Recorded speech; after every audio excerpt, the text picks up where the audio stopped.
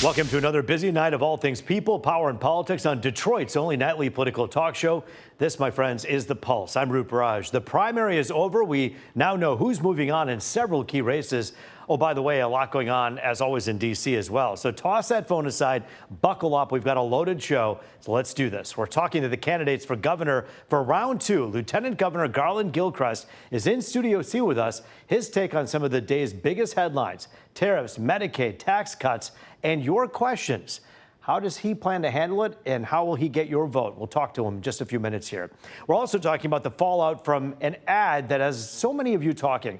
You heard about Sydney Sweeney's jeans. PR guru Matt Friedman on the impact for American Eagle and how other companies are now responding. Say that 3 times quickly. Sydney Sweeney's jeans. Well, we want to revisit the race for mayor because these two are officially moving on. Detroit City Council President Mary Sheffield taking first place in really what's being called a landslide. And early this morning, Triumph Church senior pastor Solomon Kinloch was declared the second primary winner. Now, here are those numbers from the race. You'll see 43,000 votes going to Mary Sheffield, 51% of the vote. Now, you look at how many the second person got here, Solomon Kinloch, 14,000 votes. Santil Jenkins, just under that with 13,732. And Todd Perkins coming in with 4,597 votes. Sheffield and Kinloch are trying to replace Mayor Mike Duggan, as you know, who announced he isn't running again for mayor because he's running for governor instead. It's the first open mayoral race since 2013, and we heard from both candidates last night. Detroiters spoke very loud and clear today. They want someone who's ready day one. They want someone who has a track record of delivering for this city. They want experience. They want someone who has proven to be people-centered and ready to elevate the issues that matter to them. And so I think Detroiters will ultimately make that decision, but I am honored for them to put their trust in me. We are on our way to accomplishing something historical, because I started at the bottom.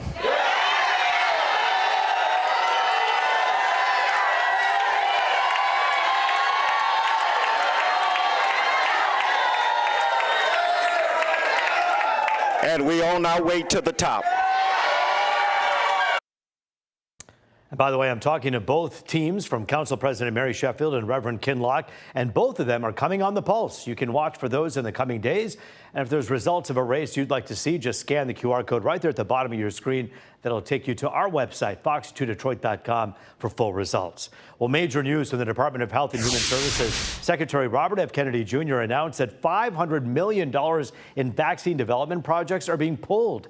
And that includes some shots being developed to fight COVID-19 and the flu as well. The vaccines were being developed using what's called mRNA technology. You remember that? That's the technology companies like Pfizer and Moderna use to develop those COVID shots. And something President Trump said at the time was a medical miracle back in 2020.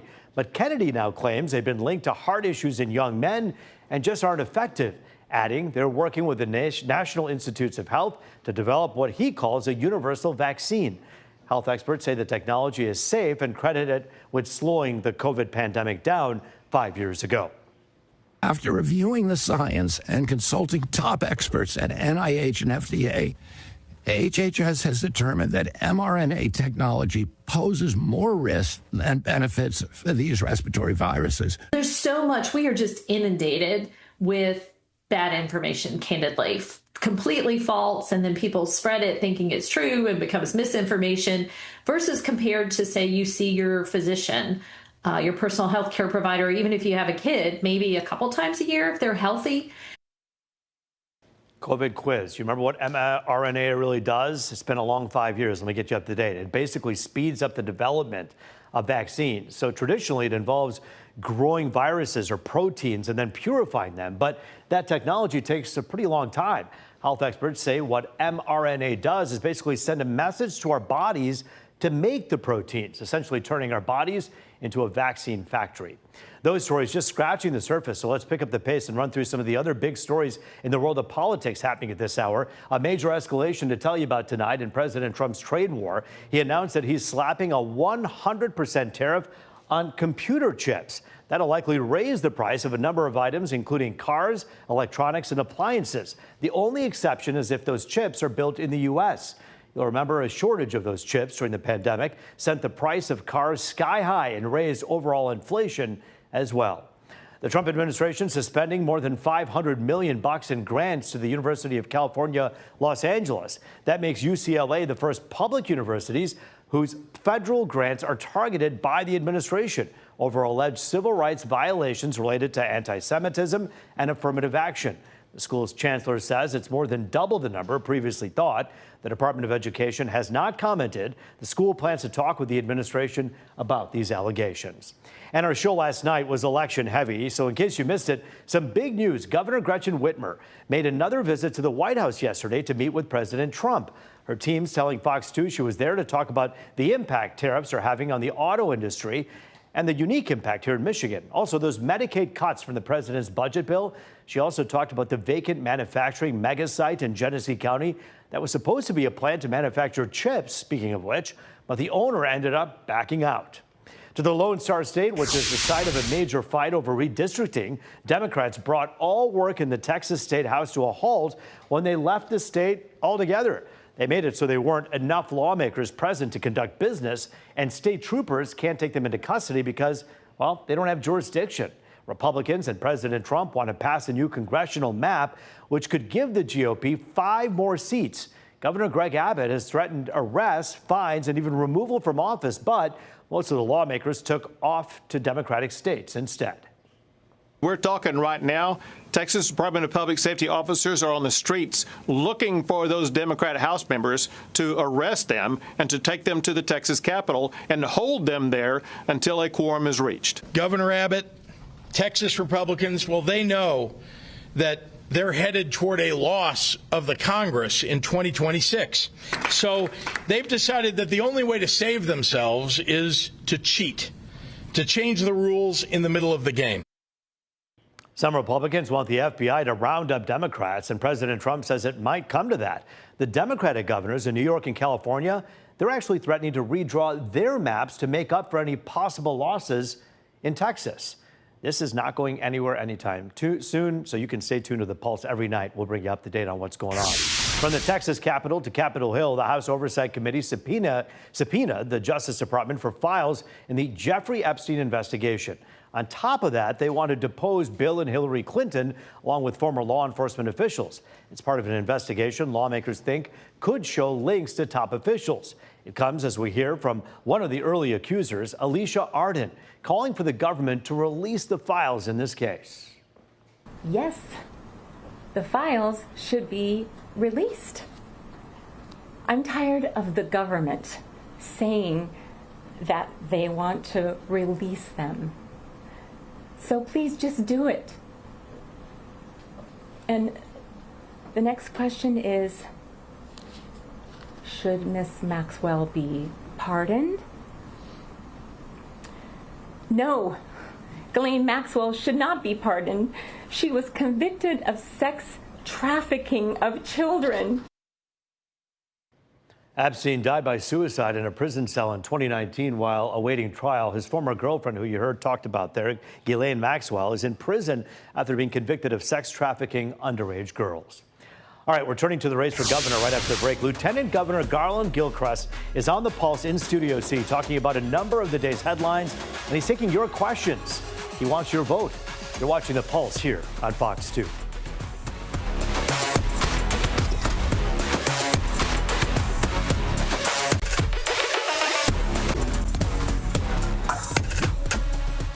Back now on the Pulse, looking at all things people, power, and politics. Joining us now to talk about his bid for governor, Lieutenant Governor Garlin Gilchrist. Welcome back.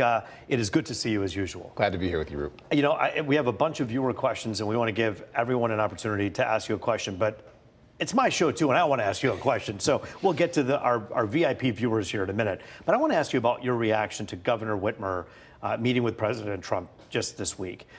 What are your thoughts on her continued relationship with the president and trying to work with him and not against him? Well, first and foremost, let me say it's good to be back here on the Pulse. Congratulations on what you're doing here. You know, we got a great story to tell in the race that I'm running to be the next governor of Michigan, to make this a place where everyone can stay and succeed and have access to their dream of health and wealth. We're building amazing momentum, and I'm very excited to continue to tell that story all across Michigan.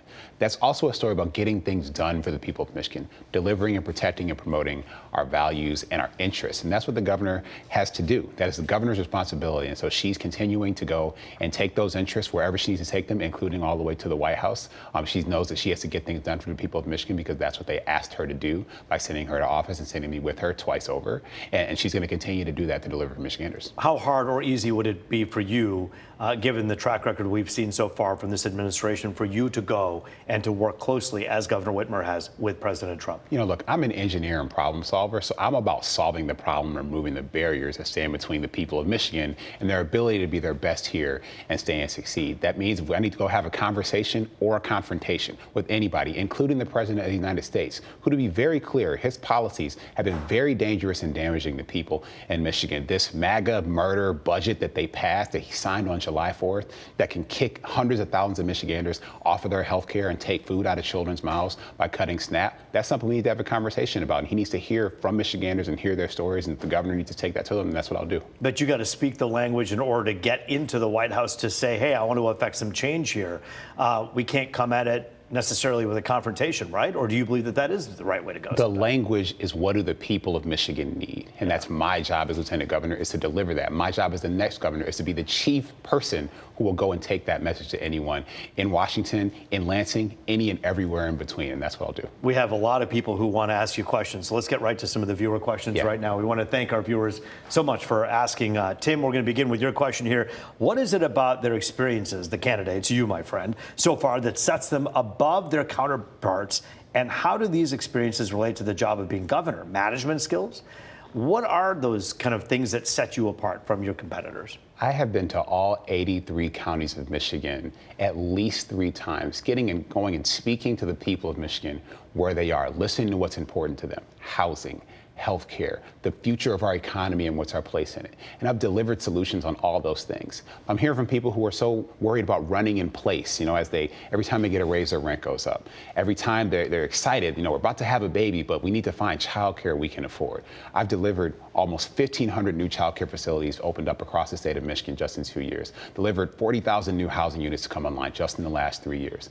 The difference between me and the others in this race is I'm the only person who has seen problems and solved them all over Michigan in the ways that matter to people. What have you done differently than other lieutenant governors in this state and in this country that sets you aside? Because a lot of people look at lieutenant governors like vice presidents and they wonder, like, what do they really do, right? That's the question that people wonder about. What can you say outside of what you just mentioned that you've done that's different than other lieutenant governors? So look, like I said, I'm an engineer and a problem solver. I'm a software developer, Roop. So, you know, in this world where the economy is changing so fast, we have artificial intelligence that feels like it's eating everything and eating the jobs and job prospects of people. Future. I've actually shown how you can use technology to make things happen for people in Michigan and make them eligible to be able to have jobs and opportunity. And that's what something I did called the Michigan Clean Slate, something that has allowed people who've been held accountable after, you know, committing a crime and being held accountable for it. I created an automated process for them to now have their record expunged and to be able to get an apartment, to get a home, to go back to school, be reunited with their children. I did that because I'm a software engineer. I knew how to fix those broken systems and connect them together in a way that nobody else has ever done in the history of this country. Using your brain power and your heart at the same time together in unison to try to affect change. Patty has a question for you, Lieutenant Governor. Patty, thank you for your question here on The Pulse. She's asking, how will you ensure vital programs like Head Start and food banks remain open? How will you deal with Medicaid cuts and impending rural hospitals and clinics possibly closing? You talk about the problem and you say this was a brutal budget bill. But what do you do as the governor of Michigan to try to fix it? First and foremost, we have to make it really clear, like, who this is going to hurt. We're talking pregnant women, seniors, children and babies, people living with disabilities. I held a town hall in Congressman John James's district last week because he won't do it, to talk to the people who are impacted by this. And what do I hear? People are worried about not only rural hospitals, but also those safety net hospitals like Ascension and Macomb, like the Garden City Hospital, that take care of our Medicaid and Medicare patients. So, Lieutenant Governor, what does a governor do? My job is to first and foremost triage the damage that's being done. So we're going to mobilize state resources to make sure that we can protect those most vulnerable people: children, seniors, people with disabilities, pregnant women. And the second thing is to make sure that we can then work with all of our providers all across the state to figure out how we can dig deep to make sure that people are not falling through the cracks. Because I'll tell you, look, I had a situation where a member of my family, my grandma, she had chest pain and she had to be taken to the hospital. If she was in a rural rural community in Michigan and had to drive 2 hours to get to the hospital, she might have died in the car. And we can't afford that. And there's those impending tragedies that people write about. Last question about education with a minute left. Greg, thank you so much for your question here on the Pulse. What are they going to do to increase our third grade reading? Look, Mississippi is rocking it. They knew that they were number 49 in the country, and now they're not anymore. What happened in Michigan and what needs to be done? Roop, I was earlier today talking with a group of teachers and education professionals in Macomb County. Every last one of those educators knows exactly what every kid in their class needs to go up not just 1, but 2 grade levels in 1 year. The problem is the system stands in their way. It makes it hard for them to do the things that they know work or how to pivot away from the things that they know don't work. I'll be a governor that empowers those education professionals to deliver for those kids and get them the things that they need to step up. We need to remove the shackles and the barriers that stand between those educators and actually getting something done for those students. How do you work with Republicans to get that done? Republican kids want to read too. The fact is literacy is an imperative for the entire state of Michigan. And so I'm going to work with anyone who actually wants to solve this problem. And look, I got school-age kids. I got a rising first grader and twin rising seventh graders in Detroit public schools. Our job is to make sure that our kids are prepared to go into this world successfully. Lieutenant Governor Garlin Gilchrist, good to see you here on the Pulse. Thanks so much for your time. Thanks, Rube. We appreciate you. All right, after the break, another commercial. Well, sort of. This ad featuring Sydney Sweeney has a lot of you talking. PR guru Matt Friedman on this ad and the reaction. And the copycats? We'll explain next on the Pulse.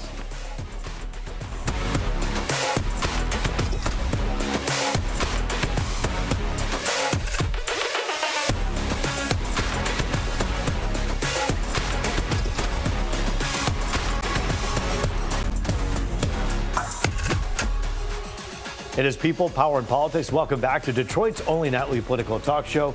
This, my friends, is The Pulse. Joining us now to talk about his take on the controversial American Eagle ad featuring Sydney Sweeney, PR guru Matt Friedman, the co-founder of Tanner Friedman. We'll get into that ad and why that young lady talking about why she has good genes is causing kind of a stir in a moment. But first, let's talk about the messaging that these two politicians who just now are coming into the fray as frontrunners, Mary Sheffield and Pastor Kinloch.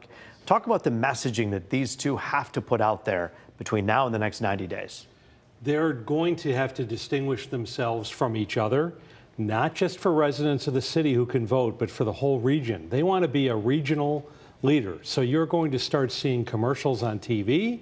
You're going to start seeing commercials probably on your phone. You're going to see a lot more coverage on this and other TV stations. They're going to start speaking to the whole region as far as in addition to just the city, because they're trying to position themselves as leaders. And I think you're going to hear a lot from Pastor Kinloch in the challenger mode. We talked about that a couple weeks ago on this show. What a challenger has to do to get attention is more than a front runner. So I think all of the typical dynamics will be at play. Well, you're talking about 40,000 plus votes that Mary Sheffield got versus, 17,000 or whatever you have on the other end with Kinloch. He's going to have to convince some, close to 50,000 people or 30, 40, 50,000 people, hey, the person that you chose during the primary isn't the right one. I am. That's hard to do. It is. And they're both going to have to convince people to vote who didn't vote in the primary this week. And they're going to have to convince people with money who haven't donated yet to donate to them. So a lot of messaging in the weeks to come. And I think it's really interesting that you say this is a regional pick, because if you live in Troy or Bloomfield Hills or Allen Park, you're probably going, why do I care about the Detroit mayoral race? But this is something that's important for the whole region. It is. The mayor of Detroit is a regional leader. No matter where we live in the region, we spend time in Detroit. I think there's a better understanding now than there was maybe pre-bankruptcy about how important the city is to the region. And I think the job of the mayor has been magnified in the Duggan years. I hear it from clients all the time. So I think more of us get that now, no matter where we live. That's so interesting. Another thing that's been of interest to a lot of people, this Sydney Sweeney ad, and it's an ad about genes that all of a sudden stirred up culture wars again. Talk about what's behind this and why you think messaging is such a big part of this. Well, here's what happens now. We have two very powerful forces in our country at driving politics: social media and cable news, that both thrive on outrage. Mm-hmm. Outrage is their business model. So a few people on the left get outraged about a TV commercial. All of a sudden it fuels outrage on the right. And then it fuels additional outrage on the left because there's outrage on the right. And this is now how controversies are born and how they live, and it affects corporate communications. You have a company, American Eagle, that's all of a sudden on the map now. In the short term, that's good for them. We're talking about them right now. Right. I kind of forgot they existed. I bought some rugby shirts there in the 80s at 12 Oaks Mall, and I kind of forgot about them. They'd like you to know they've evolved and changed. Go check them out, right? So now they're here, and we're talking about it. It's good for them in the short term, but we've seen with other brands, like Bud Light, like Target, that have gotten caught into this outrage vortex. It's not always good for business for the brand. It's always good for business for social media and cable news. But it's interesting. I know you're saying it's not good for business, but you'll see the copycat acts. You saw Dunkin' Donuts come up with an ad that instead of using a young lady that's attractive, used a young, attractive guy. And then he's talking about his good genetics. It's almost as though they're poking the bear back and forth to each other. They're trying to get attention. And it's tough to get attention right now, particularly if your product is supposed to appeal to a younger audience, because younger audiences do not consume traditional media. Right. So being relevant in the scroll, being relevant in the outrage of the day is really important. And yes, they're trying to fuel that. And their gamble is it'll probably work more often than it doesn't. I want to ask you about how heightened people are. The divide that this country has seen from the political divide, and then after COVID, as you say, so many people are just on their phones scrolling. The fighting and that algorithm that benefits from that. I find that to be very interesting. There's no question that social media makes its money through their outrage-driven algorithm. It's no coincidence that the President of the United States owns a social media company. Sure. And uses that social media account to fuel outrage. That's the business model. That's how they add up their views and sell their views to monetize your attention. And it's worth keeping that in mind. Before you wade into one of these controversies, or so-called controversies, on your own social media, keep in mind it's all set up to irritate you. That's why it exists. And the more they irritate you, the more you engage. The more you engage, the more money they make. And at the end of the day, the people who lose at the end are the people who are neighbors who are now fighting about an ad that is inconsequential and means nothing to anyone. Yeah, pretty much. I mean, I smiled when you introduced this, because it is kind of silly. It is. But it does have real business consequences. And there are people who do jobs similar to what I do, who've been on the Zoom calls, who've been in the conference rooms this week trying to sort this out as a byproduct of online outrage. The world that we live in, online and offline. An interesting topic, and Matt Friedman, one that we'll always tap your expertise for. Thanks for your time here on The Pulse tonight. Anytime, Roop. Thank you. Great to see you. That is The Pulse for tonight. Thanks for joining us. I'm Roop Raj. As always, it was great to be with you.